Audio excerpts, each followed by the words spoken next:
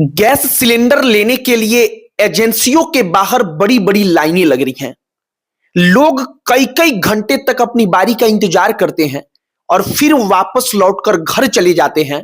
और इसी के साथ साथ उत्तर प्रदेश, मध्य प्रदेश, कई अन्य राज्यों ने अपने राज्य में कमर्शियल गैस सिलेंडर की बिक्री पर रोक लगा दी है।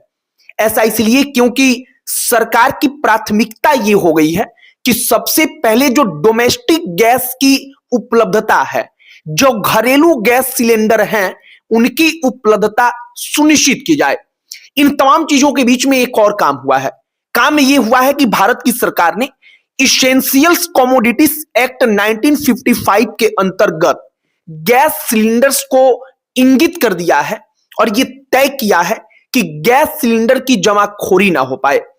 इन तमाम चीजों का एक ही कारण है ईरान के साथ चल रहा युद्ध और इजराइल, अमेरिका तथा ईरान के युद्ध के कारण भारत पर अगले कुछ दिनों में क्या प्रभाव पड़ने वाला है, हम इसी पर बात करेंगे कि गैस सिलेंडर की कमी ना हो, इसके लिए भारत सरकार की तैयारियां क्या हैं और क्या वाकई में आम जनता के लिहाज से आपको चिंता करने की जरूरत है। लोग हड़बड़ी में चाहते हैं कि ज्यादा से ज्यादा पेट्रोल और डीजल इकट्ठा करके रख लिया जाए, क्या वाकई में अभी उसकी जरूरत है? सब पर चर्चा करेंगे, बातचीत करेंगे। लेकिन आगे बातचीत करने से पहले हमारा नमस्कार स्वीकार करिए। हमारा नाम मोहित कुमार सिंह है। सबसे पहले इसेंशियल्स कमोडिटीज एक्ट 1955 को समझिए। इसको हिंदी में क्या कहते हैं? आवश्यक वस्तु अधिनियम 1955। इसकी जरूरत क्यों पड़ी? साल 1955 में इस कानून को इसलिए लाया गया जिससे भारत सरकार आपात स्थिति में यह सुनिश्चित कर पाए कि किसी भी वस्तु के रेट को कंट्रोल किया जाए। कोई भी वस्तु, जैसे हम आपको एक उदाहरण देते हैं, जब प्याज की कीमत लगातार बढ़ने लगती है तो सरकार इसी एक्ट के तहत प्याज को इसमें लाती है और इसके बाद से बड़े बड़े गोदामों में व्यापारी जो प्याज को स्टॉक करके रखते हैं, उनके गोदामों पर छापा मारकर उनके प्याजों को पकड़ा जाता है। यह इसलिए किया जाता है जिससे कि एक खास मात्रा जो सुनिश्चित की जाए, उससे ज्यादा किसी सामान को स्टॉक ना किया जाए। मतलब जमा करके गोदामों में कोई व्यापारी जो उद्योगपति है वो ना रख पाए। अब ये जरूरी क्यों होता है, इसे समझने का प्रयास कीजिए।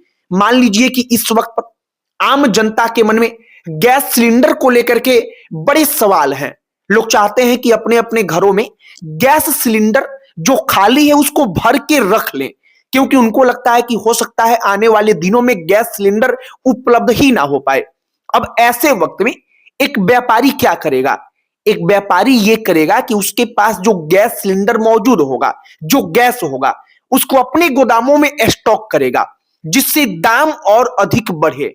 विशेष तौर पर ब्लैक मार्केटिंग जिसको कहते हैं, ब्लैक मार्केट के जरिए उन गैस सिलेंडरों को बेचा जाएगा तो ज्यादा मुनाफा मिलेगा।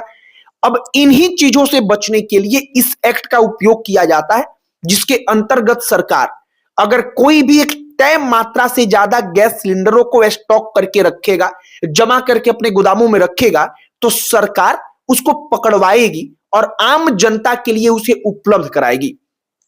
अब आप इस एक्ट के बारे में समझ चुके होंगे। अब आइए अगले पड़ाव पर कि क्या वाकई में उत्तर प्रदेश, बिहार, राजस्थान, मध्य प्रदेश, जिन तमाम राज्यों में कमर्शियल गैस सिलेंडर्स को बेचने पर रोक लगाई गई है, तो क्या सच में वहां पर डरने की आवश्यकता है? फिलहाल भारत सरकार जिस तरीके से काम कर रही है और सरकार जो कह रही है उसके मुताबिक फिलहाल हमें चिंता की जरूरत नहीं है। फिलहाल कम से कम घरों में सिलेंडर उपयोग के लिए जिनको चाहिए, थोड़ी सी दिक्कतें निश्चित तौर पर बढ़ी हैं, लेकिन वो उपलब्ध हो जाएंगी। सरकार ने जो तमाम पेट्रोलियम कंपनियां हैं, रिफाइनरीज जो काम कर रही हैं, उनको ये आदेश दिया है कि आप गैस का प्रोडक्शन बढ़ाइए।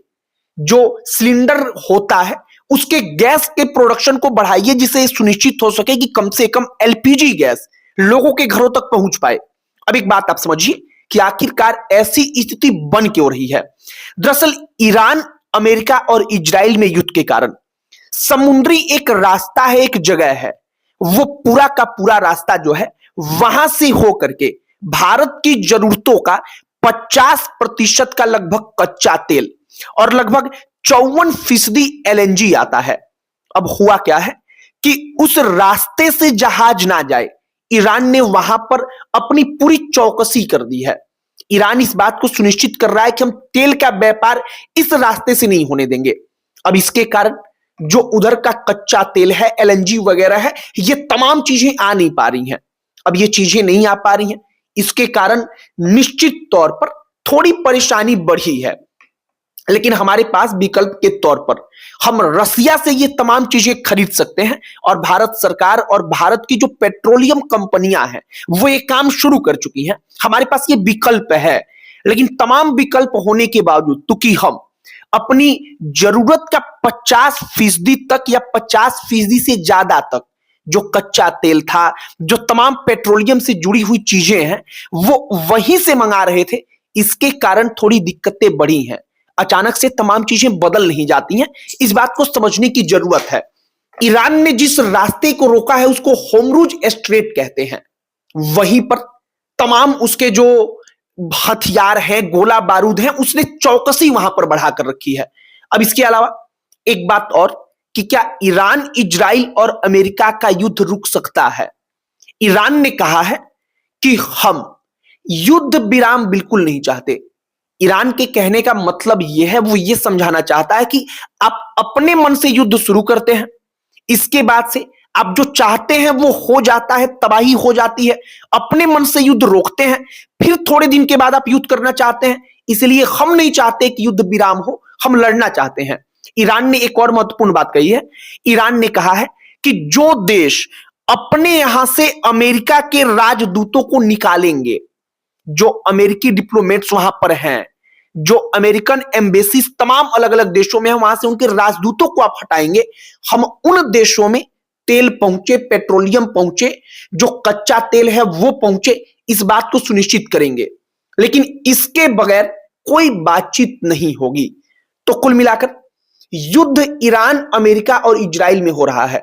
लेकिन चूंकि तेल का संकट पूरी की पूरी दुनिया में गहराया है, कच्चे तेल की कीमतें बढ़ी हैं, कच्चे तेल की कीमतें भविष्य में अगर और बढ़ती हैं इस युद्ध के कारण, और युद्ध अगर लंबे समय तक चलता है, तो निश्चित तौर पर भारत हो या कोई भी देश हो, वहां पर पेट्रोल और डीजल की कीमतें बढ़ेंगी। पेट्रोल और डीजल ऐसी चीज है कि अगर इसकी कीमतें बढ़ती हैं तो हर चीज की कीमत बढ़ जाती है। ऐसा इसलिए होता है क्योंकि आप एक सिंपल सा गणित समझिए, अगर डीजल की कीमत बढ़ेगी तो पूरे के पूरे भारत में जितने जगहों पर कोई भी सामान आता है, जाता है, उसके ट्रेवलिंग के लिए, उसको यहां से वहां तक पहुंचाने के लिए जिन गाड़ियों का उपयोग होता है उसमें डीजल का उपयोग होता है। डीजल का रेट बढ़ेगा तो ऑटोमेटिकली जो उसका चार्ज होगा वो बढ़ेगा और इस प्रकार से महंगाई बढ़ने लगती है। फिलहाल जो तमाम चीजें हैं हमने वो आपको बताया है। आपकी प्रतिक्रिया इस पर क्या है, कमेंट बॉक्स में लिखकर बताइएगा। वीडियो यहीं पर समाप्त करते हैं। बहुत बहुत धन्यवाद।